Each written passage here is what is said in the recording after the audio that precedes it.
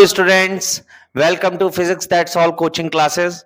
और मैं हूं आपका एजुकेटर सौरभ मिश्रा। हम अपने प्रीवियस लेक्चर्स में जिन टॉपिक्स को कवर कर रहे थे उसके कंटिन्यूएशन में हम आज नेक्स्ट टॉपिक्स को कवर करेंगे, जिसमें मैं पोजीशन वेक्टर, डिस्प्लेसमेंट वेक्टर और इससे रिलेटेड प्रॉब्लम्स को डिस्कस करूंगा और साथ ही साथ वेक्टर एडिशन के ग्राफिकल और एनालिटिकल मेथड्स को कवर करूंगा। तो आइए स्टार्ट करते हैं अपने इस लेक्चर को। अगर किसी वेक्टर को आपने रिप्रेजेंट किया है ए से, आप इस वेक्टर के ऊपर एरो लगा के आप इसको रिप्रेजेंट करेंगे। अब यहीं पर अगर मैं मैग्नीट्यूड की बात करूं तो मैंने आपको बताया था प्रीवियस लेक्चर में कि अगर यहीं पर इस वेक्टर का रिप्रेजेंटेशन अगर मैग्नीट्यूड के फॉर्म में करना है तो हम क्या करते हैं, हम इस वेक्टर के एरो को यहां से हटा देंगे या एरो के साथ हम यहां पर मोड लगा देंगे, तो ये मैग्नीट्यूड को रिप्रेजेंट करेगा। और डायरेक्शन को रिप्रेजेंट करने के लिए हमने बताया था कि हम वेक्टर के ऊपर अगर कैप लगा देते हैं तो ये इसकी डायरेक्शन को रिप्रेजेंट करता है। तो मैं कह सकता हूं कि वेक्टर जो है वो मैग्नीट्यूड और डायरेक्शन दो कंपोनेंट्स के कॉम्बिनेशन से रिप्रेजेंट किया जाता है। यहां पर आप देखेंगे कि जो ये डायरेक्शन रिप्रेजेंट करने के लिए यूनिट वेक्टर ए जो मैंने यूज किया है, ये unit vector basically A cap से रिप्रेजेंट किया गया है और ये केवल और केवल उस वेक्टर जिसका ये यूनिट वेक्टर है उसकी डायरेक्शन को केवल और केवल बताएगा। मैं वेक्टर को अगर उसके मैग्नीट्यूड से डिवाइड कर दूं तो मुझे ये unit vector of vector A मिल जाएगा। अगर कोई पॉइंट स्पेस में लोकेट करना है तो आप उस पॉइंट को एक्स वाई जेड तीन कोऑर्डिनेट्स के बेसिस पे लोकेट करते हैं। फॉर एग्जांपल ये मैंने यहां पर तीन एक्सेस बनाए हुए हैं। अब ये देखिए, इसमें से एक एक्सेस आपका एक्स एक्सेस है, एक एक्सेस आपका जेड एक्सेस है और एक एक्सेस आपका वाई एक्सेस है। अगर मैं किसी भी पॉइंट को स्पेस में लोकेट करता हूं, फॉर एग्जांपल मैंने पॉइंट पी ले लिया और इस पॉइंट को लोकेट करता हूं मैं स्पेस में, तो मैं इसके तीन कोऑर्डिनेट्स एक्स वाई और जेड से इसको रिप्रेजेंट करूंगा।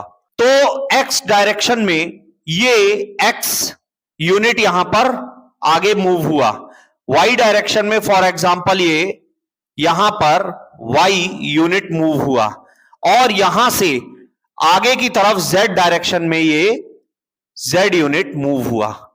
यहां पर इस स्पेस में ये जो प्लेन है एक्स जेड प्लेन, यहां से आप देखेंगे तो इसकी लोकेशन कुछ पॉइंट P की ये आ रही है x, y, z। अगर मुझे इस पॉइंट P की लोकेशन वेक्टर के फॉर्म में अगर रिप्रेजेंट करनी है तो यहां ओरिजिन पे अगर मैं O मान लूं जिसके कोऑर्डिनेट 0, 0, 0 हैं, तो आप यहां पर देखेंगे कि इसको अगर मुझे यहां से रिप्रेजेंट करना है तो मैं डायरेक्ट एक वेक्टर ड्रॉ करूंगा O से लेके P तक, जिसको मैं OP वेक्टर से रिप्रेजेंट कर रहा हूं। तो ये OP वेक्टर जो होगा इस P पॉइंट का पोजीशन वेक्टर होगा और इस OP वेक्टर को रिप्रेजेंट करने के लिए मैं यूनिट वेक्टर्स का यूज करूंगा और ये OP वेक्टर मेरा वेक्टर के फॉर्म में अगर रिप्रेजेंट किया जाएगा तो ये एक्स आई प्लस वाई जे प्लस जेड के फॉर्मेट में यूज किया जाएगा।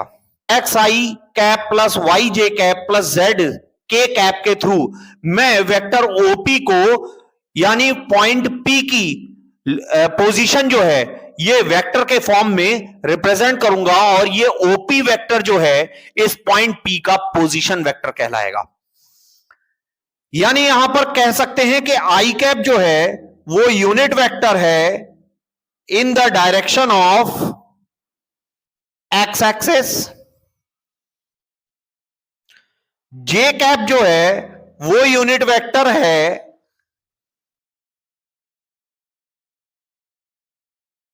इन the direction of Y axis और के कैप जो वेक्टर है वो यूनिट वेक्टर है in the direction of Z axis.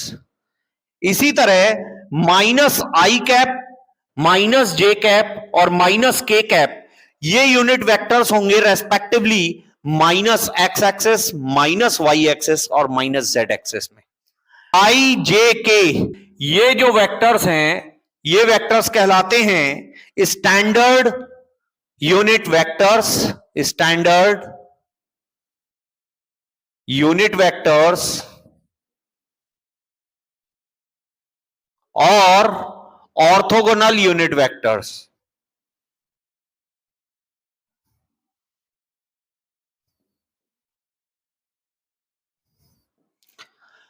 Standard unit vectors इसलिए बोलते हैं कि किसी भी एक वेक्टर, रैंडम कोई आप वेक्टर लेते हैं तो उसका जो यूनिट वेक्टर है वो उस पर्टिकुलर वेक्टर की डायरेक्शन को बताता है। बट स्टैंडर्डाइज फॉर्म में अगर मैं 3 dimensions respectively X direction, Y direction और जेड डायरेक्शन को रिप्रेजेंट करने के लिए करस्पॉन्डिंग जो एक्स के लिए आई कैप, वाई के लिए जे कैप और जेड के लिए के कैप, जो ये वेक्टर्स यूज करता हूं, ये standard X axis, Y axis और जेड एक्सिस को रिप्रेजेंट करने के लिए यूज किए जाते हैं, इसलिए इन्हें स्टैंडर्ड यूनिट वेक्टर कहा जाता है। ऑर्थोगोनल यूनिट वेक्टर्स इसलिए इनको कहा जाता है कि ऑर्थोगोनैलिटी जो है वो एक प्रॉपर्टी है म्यूचुअली परपेंडिकुलर डायरेक्शंस को रिप्रेजेंट करने के लिए। तो ये एक टर्म है ऑर्थोगोनल यूनिट वेक्टर्स, मतलब आप देख रहे हैं कि आई कैप, जे कैप और के कैप ये रेस्पेक्टिवली एक्स, वाई और जेड एक्सिस जो कि आपस में परपेंडिकुलर है, म्यूचुअली परपेंडिकुलर डायरेक्शंस हैं, इनको रिप्रेजेंट करने के लिए यूज किए जा रहे हैं, इसीलिए इनको ऑर्थोगोनल यूनिट वेक्टर भी कहा जाता है। यानी कि mutually perpendicular unit vectors respectively X axis, Y axis और जेड एक्सिस जो कि खुद म्यूचुअली परपेंडिकुलर एक्सिस हैं, उनको रिप्रेजेंट करने के लिए यूज कर रहे हैं, इसीलिए इनको स्टैंडर्ड यूनिट वेक्टर या ऑर्थोगोनल यूनिट वेक्टर्स भी कहा जाता है। अब मैं बात करता हूं यहां पर रिजल्टेंट वेक्टर की। What is resultant vector? ये कुछ ऐसी टर्म्स हैं जो वेक्टर एडिशन स्टार्ट करने से पहले हमें ये पता होनी चाहिए। रिजल्टेंट वेक्टर्स को हम स्टेटमेंट के थ्रू इस तरह से डिफाइन कर सकते हैं कि the resultant vector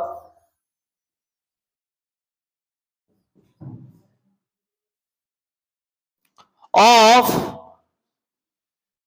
2 or more vectors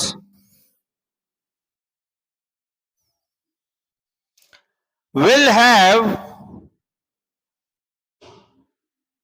same effect by magnitude and direction both.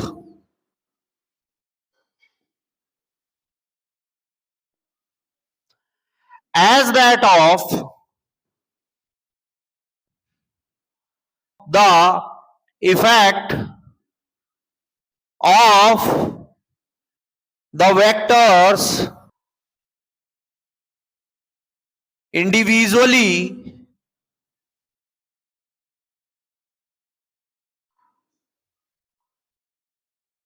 taken together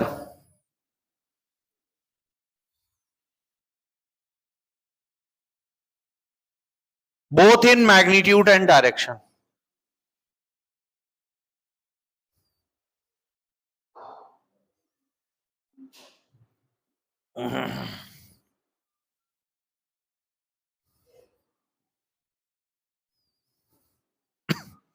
हम इसको एक एग्जांपल से समझते हैं। ये 2 वेक्टर्स हैं जो यहां ऐड ऑन किए गए हैं। ये ट्रायंगल लॉ के थ्रू ग्राफिकली हमने इनको एडअप किया है। तो ये रिजल्टेंट वेक्टर आर है जिसको मैं लिख सकता हूं vector A plus vector B.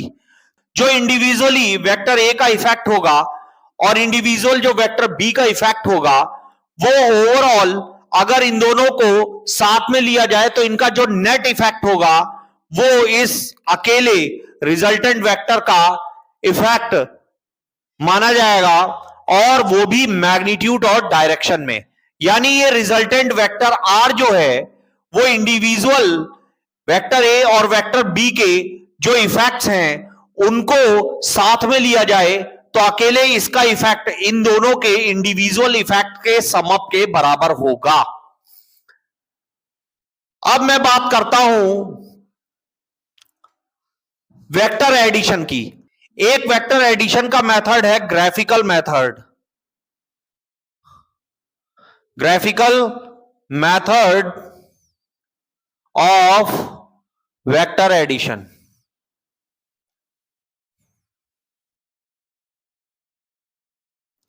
Second method है एनालिटिकल मेथड।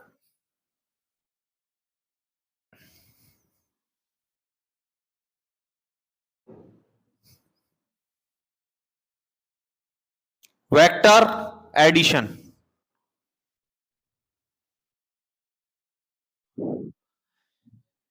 ग्राफिकल मेथड में हम triangle law of vector addition को इंक्लूड करते हैं।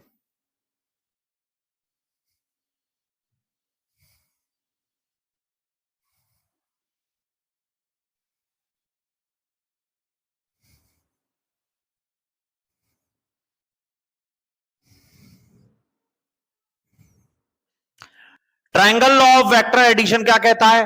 Triangle law of vector addition ये कहता है कि अगर किसी वेक्टर के टेल को दूसरे वेक्टर के हेड के साथ अगर ज्वाइन किया जाए तो इस ट्रायंगल को कंप्लीट करने के लिए जो तीसरा वेक्टर यूज किया जाएगा उसके हेड को दूसरे वेक्टर के हेड के साथ और पहले वेक्टर के टेल के साथ ज्वाइन किया जाएगा इस ऑर्डर में कि ऐड किए जाने वाले वेक्टर्स का ऑर्डर जिस डायरेक्शन में होगा, फॉर एग्जांपल अगर आपने लिया इसे एंटी क्लॉकवाइज, तो जो रिजल्टेंट वेक्टर या जो तीसरा वेक्टर है जो ट्रायंगल की तीसरी साइड को रिप्रेजेंट कर रहा है ये अपोजिट डायरेक्शन में रिप्रेजेंट किया जाएगा। इसको एक एग्जांपल के थ्रू मैं और डिटेल में समझाता हूं।